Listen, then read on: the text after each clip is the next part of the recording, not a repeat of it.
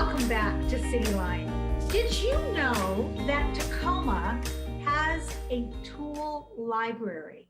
I mentioned it in the opening, but we're going to dive deep into where is this tool library and what does it do?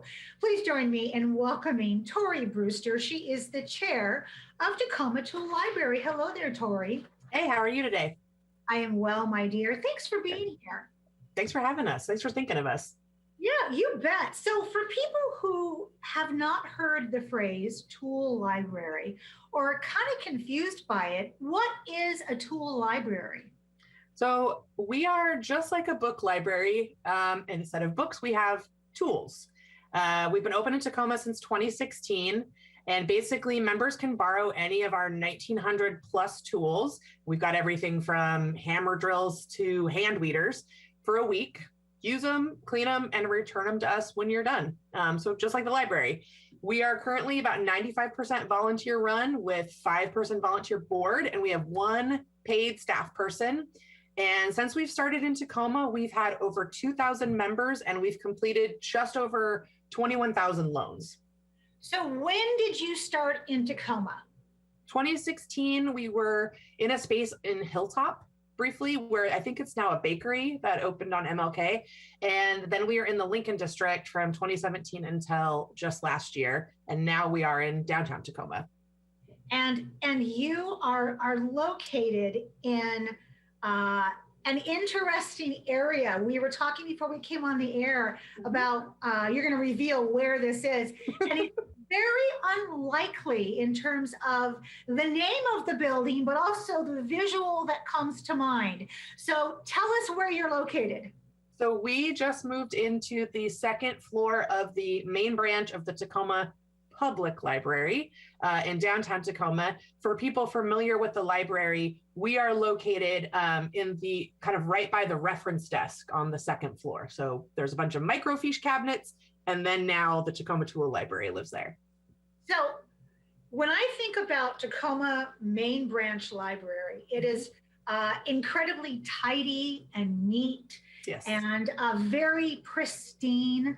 And those phrases, those words do not go with tools, hammers, dirt, and grease. Yes, you would be correct.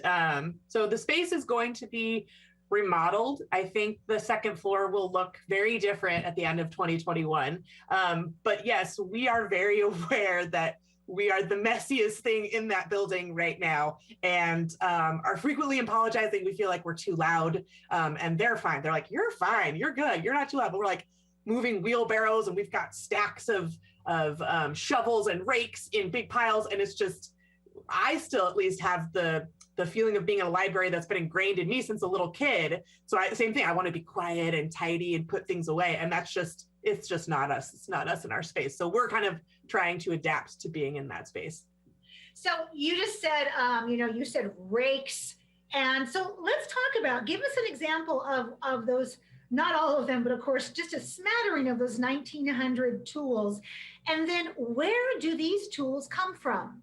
Okay, yeah. So we've got, I can't run the whole gamut of what we have, but we've got kind of what you'd imagine, a lot of handheld household tools, power drills, impact drivers, wrenches, shovels. We've got lawn mowers and other garden tools.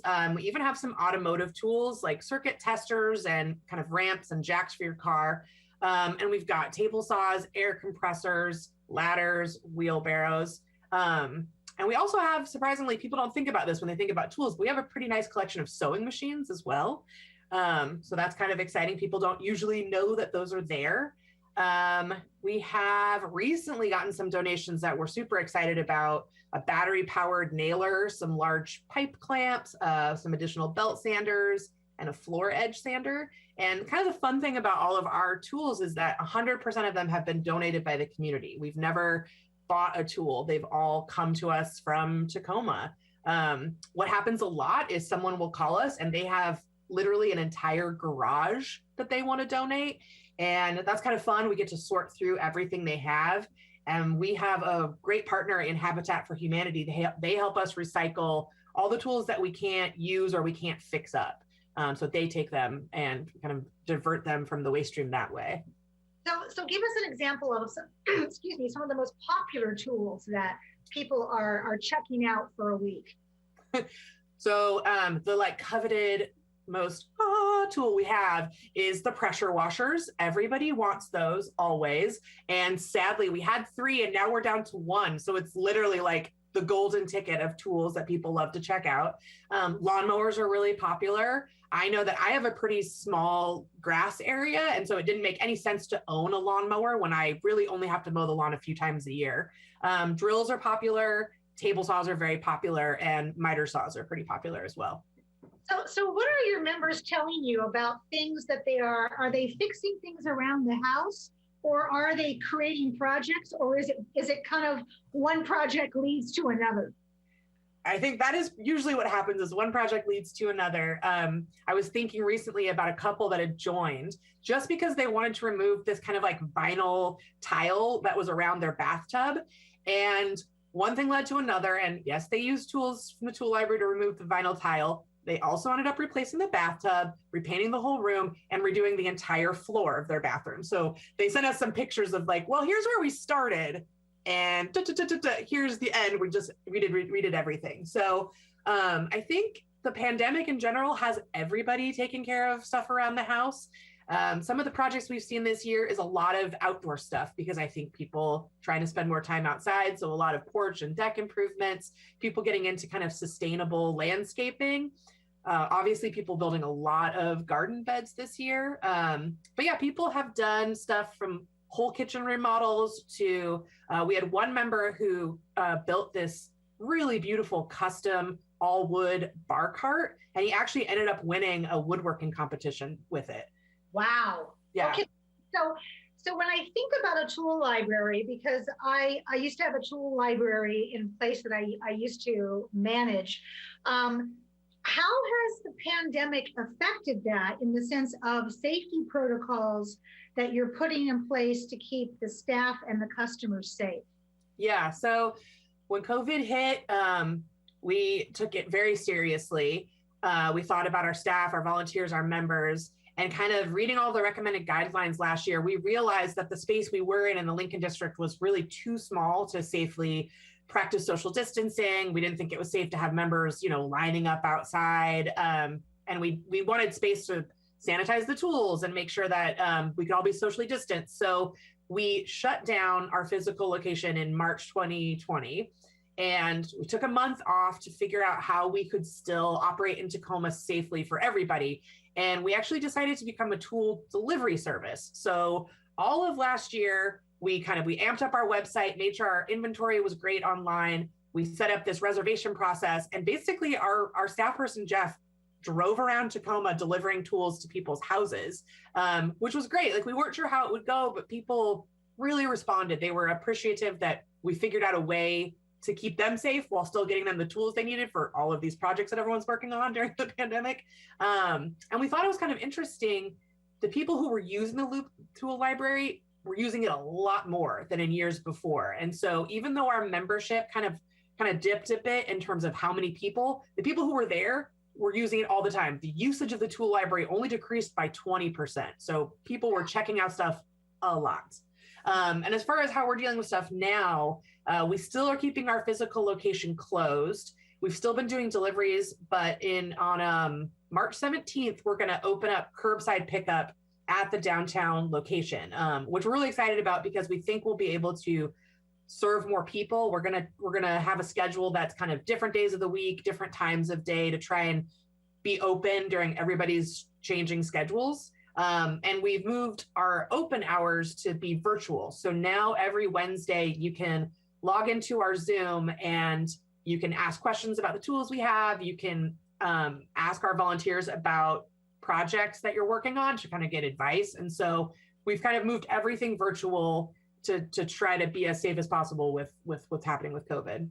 That is just amazing that Tacoma has a free tool delivery service. Only in Tacoma does that happen. Yes. And then as you were talking and you answered one of my questions, I was thinking, Tori, about, whenever, here we go, you walk into Home Depot and you ask, you're there to get something, but you're also there to get advice.